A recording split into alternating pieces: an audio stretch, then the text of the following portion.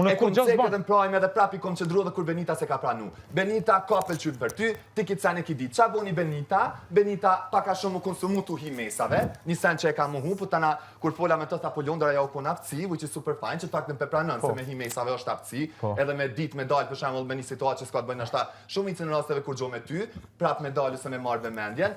Po, ajo ç'a buni Lodo me një familje e shvizoj, që që thanë edhe opinionistat, vegel, Benita veç e tha një sen që e ka thonë Lodo, që në qitë pikë lojes, për me uzgat Benita, me këshyrë që apo bohet, e pelqimi, apo këthet, pelqimi dy anëshëm, aveshin një anëshëm, drama e Ljona, Klodi, qa që shtek po bohet, Benita e tha kitë sen.